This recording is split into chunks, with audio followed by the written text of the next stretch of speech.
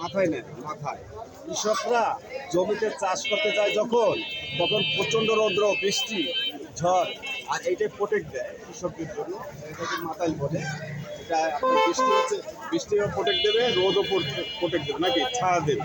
এটা কৃষকদের প্রধান উপকরণ, ছায়া দেবে নাকি। আর এটা কি দেখছে, এটা মাছ ধরা আর খাওয়া এবং মাছ ব্যবহার করা যায়, বিভিন্ন সবজিও রাখা যায়, এটা ধোয়া যায় নাকি।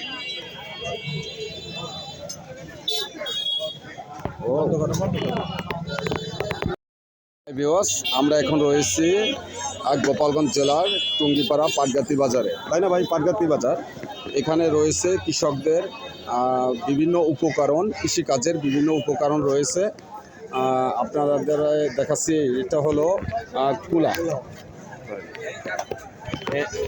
এটা হলো কুলা, এটা গ্রামের মা চাচিরা ব্যবহার করে ধান চাল ব্যবহার করার জন্য, ধান চাল ছাড়ার জন্য। এটাকে মাতাইল বলে, মাতাই।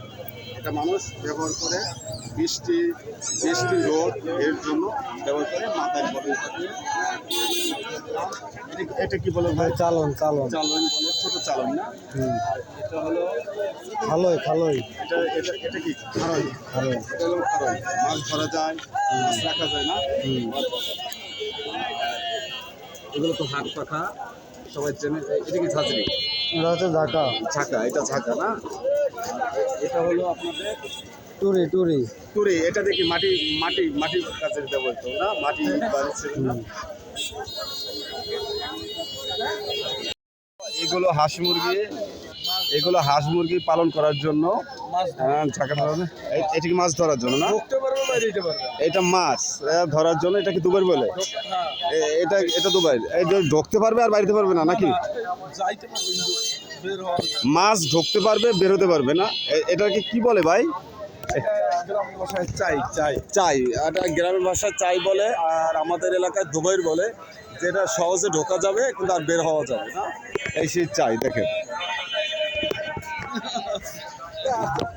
এগুলো ঝাঁকা নাকি? এগুলো ঝাঁকা বলে না? এটা সবজি কাজে, কৃষিকাজে ব্যবহৃত ঝাঁকা।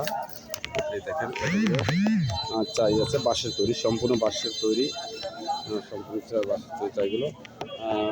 এগুলো হাঁস মুরগি চাষ করার জন্য, এগুলো রয়েছে। খুব সুন্দর জিনিসপত্র, ভালো লাগলো। পাটগাতি বাজার, টুঙ্গিপাড়া।